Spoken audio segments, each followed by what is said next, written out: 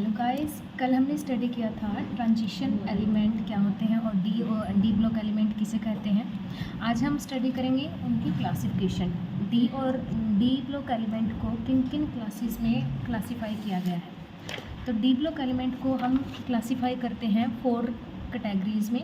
There are 4 transition series. First is called first transition series and it vary from scandium to zinc.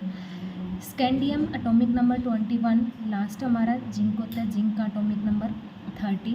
इसको हम 3D series बोलते हैं। क्यों?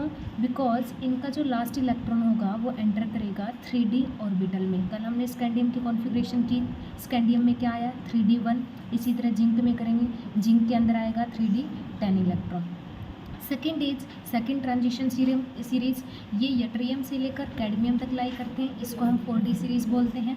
Third transition series ये lanthanum का atomic number 57।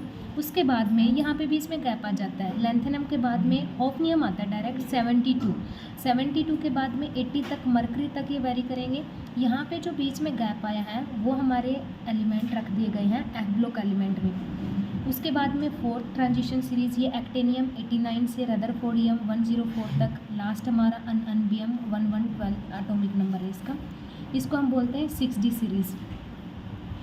ये इसको 6D सीरीज़ बोलते हैं। तो ये 4 कैटेगरीज थी, तो हमें चारों की चारों रिमेंबर करने की नीड नहीं है। सिर्फ हमें ये पता होना चाहिए कि हमारी सीरीज़ के मेंबर कौन कौन होते हैं और हमारे जो डी ब्लॉक एलिमेंट है इसके अंदर जो मेन है हमारी फर्स्ट ट्रांजिशन सीरीज़, इसको हमें लर्न करना होगा अच्छी तरह से। तो चलिए अब हम स्टडी करते हैं इनकी प्रॉपर्टीज़ क्या क्या होती हैं, जनरल प्रॉपर्टीज़। तो जनरल प्रॉपर्टीज़ में सबसे पहले हमारी आती है general electronic configuration. General electronic configuration होती है NS1 to S के अंदर हमारे 1 से 2 इलेक्ट्रॉन, N-1 D के अंदर 1 से 10 इलेक्ट्रॉन। फॉर एग्जांपल स्कैंडियम के अंदर 4s2 3d1। ये स्कैंडियम से लेकर जिंक तक की सबकी कॉन्फ़िगरेशन दिखाई गई है यहाँ पे। Titanium 4s2 3d2, vanadium 4s2 3d3। हमें ये एलिमेंट लर्न करने होंगे। उसके बाद में ये जो 3D सीरीज होती है इसके अंदर 2 केस, एक क्रोमियम का है और एक कॉपर का है। These are exceptional. क्यों एक्सेप्शनल होते हैं?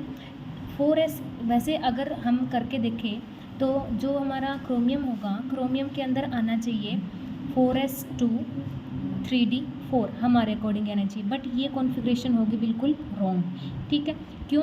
क्योंकि कॉपर ये जो 4s इलेक्ट्रॉन है, s के अंदर 2 इलेक्ट्रॉन है, s अपना 1 इलेक्ट्रॉन d ऑर्बिटल को दे देगा, तो यहाँ पे हो जाएगा 4s1 और d के अंदर हो जाएंगे 5 इलेक्ट्रॉन 3d5। तो ये हमारी एक्चुअल कॉन्फ़िगरेशन होती है, ये बिल्कुल स्टेबल कॉन्फ़िगरेशन है। ठीक है, इसी तरह कॉपर के अंदर होता है 4s1 3d10। ठीक है, आगे देखिए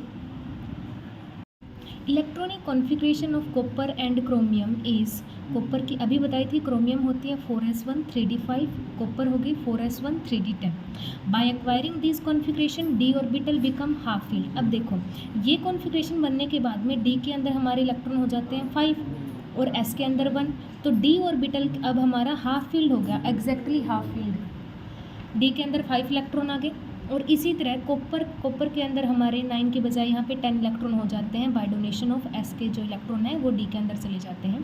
तो ऐसा करने से क्या होता है, बाय एक्वायरिंग दिस कॉन्फ़िगरेशन जो डी ऑर्बिटल है क्रोमियम का हाफ फील्ड हो जाता है और कॉपर का फुली फील्ड हो जाता है। And we know that half filled and fully filled orbitals are extra stable. तो ये मेन रीज़न है कि इनकी कॉपर और क्रोमियम की कॉन्फ़िगरेशन एक्सेप्शनल क्यों होती है, तो ये ध्यान रखिएगा। तो फर्स्ट हमारी होगी इलेक्ट्रॉनिक कॉन्फ़िगरेशन। सेकंड है हमारा एटॉमिक रेडियाई और एटॉमिक साइज़। तो हम स्कैंडियम से लेकर जिंक तक हमने सारे मेंबर रखे, उनका एटॉमिक नंबर लिया 21 से 30 तक। उसके बाद में हमने लिखी हुई है एटॉमिक रेडियस, ये पिकोमीटर में है 1। तो अब ये एटॉमिक रेडियस को तुम ध्यान से देखो, 144 132 112 117 117। देखो स्टार्टिंग से लेकर ये वेनेडियम तक क्या हुई है, डिक्रीज़ 144 से 112 तक डिक्रीज़ होगी। उसके बाद ये बीच में होगी constant and last one is exceptionally suddenly increase, ये इंक्रीज हो जाती है लास्ट वाली। तो ऐसा क्यों होता है, उसका रीज़न पहले ट्रेंड बताएंगे हम कि क्या ट्रेंड है हमारा एटॉमिक रेडियाई का। तो हम बोलेंगे कि एटॉमिक रेडियाई फर्स्ट डिक्रीजेस, कहाँ से कहाँ तक, scandium to vanadium, scandium to vanadium तक ये डिक्रीज हो रही है। उसके बाद में यहाँ पर कहाँ तक कांस्टेंट हो रही है, कॉपर तक ऑलमोस्ट हमारी कांस्टेंट होगी। एंड सडनली जो जिंक की एक्सेप्शनली हाई एटॉमिक रेडियस हो जाती है। अब हम इसका रीज़न स्टडी करेंगे कि ऐसा क्यों होता है। तो रीज़न देखो, as we move from scandium to vanadium, जैसे ही हम स्कैंडियम से वेनेडियम तक जाते हैं, as we move from scandium to vanadium atomic size decreases because attraction between nucleus and electron of valence shell also increases. देखो इसने कहा कि ये डिक्रीज क्यों होगी, तो समझो इस चीज़ को। ये हमारा न्यूक्लियस है और ये हमारी लास्ट सेल है, ठीक है। मान लो ये 3D ऑर्बिटल है। तो 3D ऑर्बिटल में स्कैंडियम में 1 इलेक्ट्रॉन है, टाइटेनियम में 2 हो जाते हैं, वेनेडियम में 3 इलेक्ट्रॉन हो जाते हैं। जैसे जैसे नंबर ऑफ इलेक्ट्रॉन इंक्रीज हो रहे हैं वैसे वैसे न्यूक्लियस के बीच में और इलेक्ट्रॉन के बीच में अट्रैक्शन इंक्रीज होगा। एंड अट्रैक्शन के कारण एटम का जो साइज़ है वो क्या हो जाएगा, कॉन्ट्रैक्ट हो गया। कॉन्ट्रैक्ट होने के कारण जो रेडियस है वो क्या हो जाएगी, डिक्रीजेस, ठीक है। उसके बाद में देखो ये हमारा न्यूक्लियस था, उसके बाद में क्या हो जाता है, जैसे जैसे नंबर ऑफ इलेक्ट्रॉन बढ़ रहे हैं ना, तो यहाँ पे अट्रैक्शन तो हो रहा है, अट्रैक्शन के कारण एटॉमिक साइज तो डिक्रीज हो रहा है, लेकिन जैसे जैसे इलेक्ट्रॉन बढ़ते गए तो यहाँ पे रिपल्सन का फिनोमिना भी होगा। इसको हम शील्डिंग या स्क्रीनिंग इफेक्ट भी बोलते हैं। Very important, screening effect. तो स्क्रीनिंग इफेक्ट समझो ध्यान से। स्क्रीनिंग इफेक्ट में क्या होता है कि देयर आर 2 फिनोमिना होते हैं। First is attraction, we all know that attraction between nucleus and the outermost electron, and second one is repulsion। तो देखो न्यूक्लियस अट्रैक्शन किस किस के बीच में होगा, न्यूक्लियस के बीच में और आउटर मोस्ट इलेक्ट्रॉन के बीच में अट्रैक्शन हुआ। अट्रैक्शन के कारण एटॉमिक साइज क्या होगा, डिक्रीज। क्लियर है। उसके बाद में सेकंड इज रिपल्सन किसके बीच में हो रहा है, ये न्यूक्लियस है। तो यहाँ पे ये जो सेल है फर्स्ट में 2 इलेक्ट्रॉन हो गए, सेकंड में 8 हो गए, इस तरह से ये इलेक्ट्रॉन चल रहे हैं, ठीक है। चलो मान लो ये आउटर मोस्ट सेल है और इसके अंदर भी इलेक्ट्रॉन है काफ़ी, ठीक है। ये हमारी इनर सेल है, this one is inner shell and this one is outer shell. Inner shell के अंदर भी इलेक्ट्रॉन है, आउटर सेल के अंदर भी इलेक्ट्रॉन है। तो इलेक्ट्रॉन और इलेक्ट्रॉन के बीच में कौन सा फिनोमिना हो रहा है, रिपल्शन। तो रिपल्शन के कारण जब ये रिपेल करेंगे तो साइज हमारा क्या हो जाएगा, रिलैक्स हो जाएगा, इंक्रीज हो जाएगा। तो रिपल्सन का जब फिनोमिना होगा तो साइज हमारा क्या हो जाएगा, एकदम से इंक्रीजेस। क्लियर है। तो यहाँ पे 2 फिनोमिना हो रहे हैं, एक तो अट्रैक्शन का, अट्रैक्शन के कारण एटॉमिक साइज डिक्रीज होगा, रिपल्सन के कारण एटॉमिक साइज इंक्रीज होगा। तो वेनेडियम के बाद जैसे जैसे इलेक्ट्रॉन बढ़ते जाएंगे वहाँ पे रिपल्सन भी उतना ही होगा जितना अट्रैक्शन हो रहा है। तो अब ना ही एटम अट्रैक्ट हो रहा है, ना ही वो कॉन्ट्रैक्ट हो रहा है, ना ही वो इंक्रीज हो रहा है। इट मीन्स उसका साइज़ क्या चलेगा, फिर कांस्टेंट चलेगा। तो that is why atomic size become constant from vanadium to copper. Vanadium से लेकर कॉपर तक हमारा एटॉमिक साइज कांस्टेंट हो जाता है due to screening effect. Screening effect का मतलब शील्डिंग इफेक्ट। या हम कह सकते हैं कि ये जो इनर इलेक्ट्रॉन होते हैं ये एक शील्ड बना लेते हैं, आउटर इलेक्ट्रॉन को अप्रोच करने से, न्यूक्लियस तक अप्रोच नहीं होने देते आउटर इलेक्ट्रॉन को।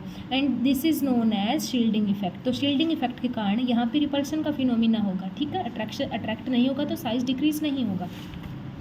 And last one is zinc has exceptionally high atomic size. तो रीज़न में हमें लिखना क्या है, as we move from scandium to vanadium atomic size decreases because attraction between nucleus and electron of valence shell also increases. पहले attraction increase हुआ तो atomic size decrease होगा, but after vanadium atomic size become almost constant. Vanadium के बाद में हमारा size constant हो गया बिकॉज ऑफ स्क्रीनिंग इफेक्ट। ये इंपॉर्टेंट है, स्क्रीनिंग इफेक्ट। तो समझ में आ गया ना, स्क्रीनिंग इफेक्ट क्या होता है कि जो इनर इलेक्ट्रॉन होते हैं वो एक शील्ड बना लेते हैं, स्क्रीन बना लेते हैं आउटर इलेक्ट्रॉन को न्यूक्लियस तक अप्रोच से रोकने के लिए। दैट इज क्या होता है फिर उसके कारण रिपल्सन होता है। Electron of valence shell and electron of inner shell also increases. And जो इफेक्ट है अट्रैक्शन का is balanced by screening effect. तो ये था हमारा एटॉमिक साइज। एटॉमिक साइज का क्या ट्रेंड रहेगा।